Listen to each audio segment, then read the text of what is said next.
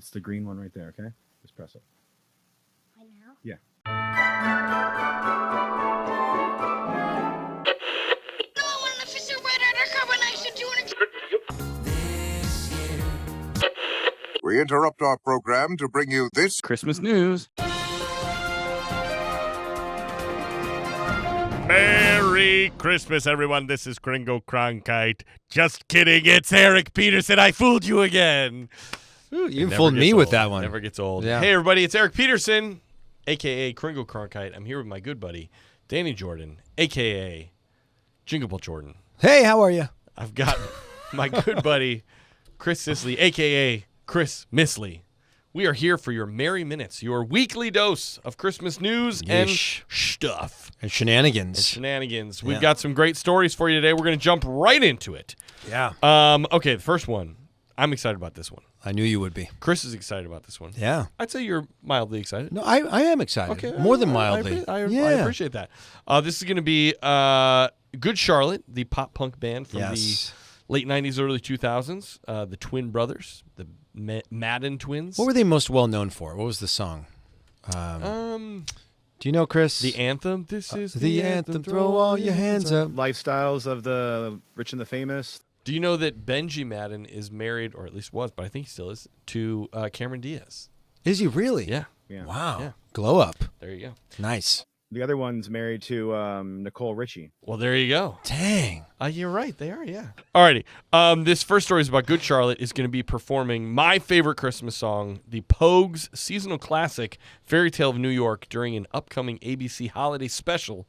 The Wonderful World of Disney Holiday Spectacular will premiere on December 1st at 8 p.m. Eastern and will stream the next day on Hulu and Disney+. Yes. And it's going to have performances, including Good Charlotte doing Fairytale of New York, as well as Gwen Stefani, Coco Jones, Nicole Scherzinger, Bebe Rexha, and Trisha Yearwood. Did you call her Bebe? Yeah. I think it's BB. Bebe. Bebe? Bebe. I think it's BB, isn't it? Bebe. Oh, my gosh. I love that we pronounce so many things differently. Bebe. Is it Bebe? I mean, that's what the clothing brand was called, Bebe. So does she own Bebe? I don't know. Bebe. I'm going with I Bebe. love this. I love this so much. It I have makes me no so idea who happy. she is, so I'm going to stay strong with my... Bebe. Bebe. BB Rex. What is she known for? I don't know. We're going to go down a rabbit hole Couldn't tell here you. very, very quickly. Let's not do it. Let's not do that. But that's exciting. I mean, one of your favorite songs of all time. Love it. Love a Pop good punk version. rock twist on Yes, it. I've heard their version, actually. It's on Spotify right now. Oh, is it really? So you can listen to it, and it's great. That's awesome. Love it. All right. Next news story up, and this is gonna just warm the hearts of all us millennials, geriatric millennials, millennial adjacent. This is two news stories in one. It's going to be specifically for our 90s and 2000s people.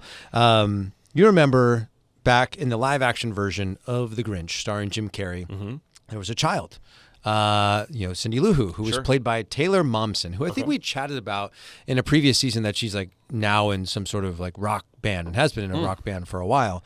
Well, for the first time in 25 years, Jim Carrey and Taylor Momsen had a reunion. Love it. At the Rock and Roll Hall of Fame. They were both there for the induction of Soundgarden, who they are both big fans of. I know Taylor's band, I think, opened for them on tour, and Jim's just been a big fan of theirs for a long, long time.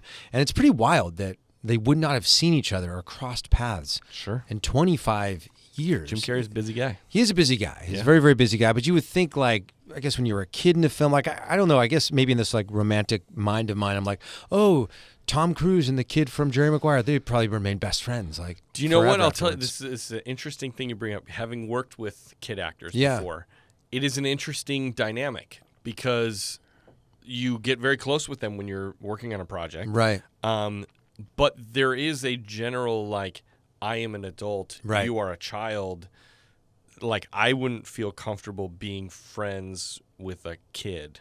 Do you know what Calling I him mean? up and be like, and be like, hey, man, how wanna you go been? Dave and Buster's? Like, Yeah. luckily with social media, like, some of the kids from, like, School of Rock, you know, they're now more in their 18, 19. So I've stayed friendly with them from a distance. In like a, hey, I can comment on, like, oh, things are looking good, or they got a new project coming out. I can't wait to watch it. But, like, to sort of stay in a friendship feels odd. Yeah, for an that's a adult fair and a point. child. Yeah, that's a really fair point. Yeah. No, I get that. Yeah.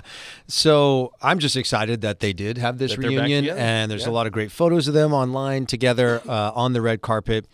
There's a bunch of interview clips of Taylor sort of giving her account on what it was like working with Jim as a kid and how kind he was to her at that point in time. I don't know if she had done a lot of acting before then, but I'm sure it was definitely her biggest role.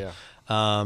And I love that she sings in the movie and has now gone on to have this big singing career as well, which is great. love that. So that's Millennial Story, Merry Millennial Story number 1. Number 2 is going to be, I don't know if you, Eric, were a huge Ninja Turtles fan when you were a kid.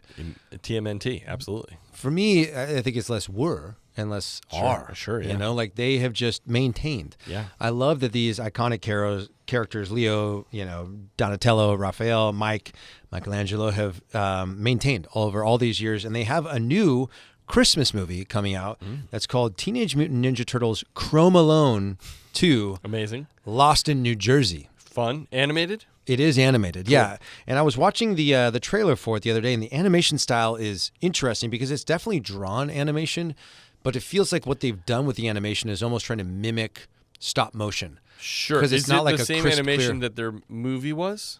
I haven't seen the most recent film. The most recent film was awesome. It's kind Did you it see- almost looks like they're kind of like Yeah. Did you static see like motions? Into the Spider-Verse? no, I did Oh, not. that's another great one you got to see. Is it? Okay. Spider-Man Into the Spider-Verse, and those are similar animation styles. Okay. Yeah. It looks great. I love that two of my favorite things from childhood, the Teenage Mutant Ninja Turtles and Home Alone, are coming together. The story, I guess it premiered back in June of this year, but the film is going to release in theaters December 19th. It's going to be shown along with screenings of the new SpongeBob movie, Search for SquarePants. Fantastic. So boom, your millennial kid heart is going to be very, very happy watching a little SpongeBob and a little Ninja Turtles this holiday season. Yeah. And while you are deciding on what to watch, this is another thing that we're excited about. Our next story is a movie that's coming out on December 1st on Prime Video, and it's called The Merchants of Joy. The trailer, if you go onto Deadline, they have a great trailer that you can see on their Instagram page, or if you just search it, I'm sure it's everywhere. Merchants of Joy is all about these 5 families that run the sidewalk Christmas tree stands of New York. Wow. And so they start out like, what are 5 families at a Christmas tree? So it has a very like sort of mafia, Godfather kind of vibe. But it's all about how these families pour everything into essentially a 1-2 month period to sell as many Christmas trees as they can, and that's their whole year. And so they fight for turf and who has this corner and what's the better corner and what are your prices? Are you going to undercut the people across the street? Wow. So it looks really interesting and really fun, and also it looks like by the end there's some joyful, just Christmas spirit to it.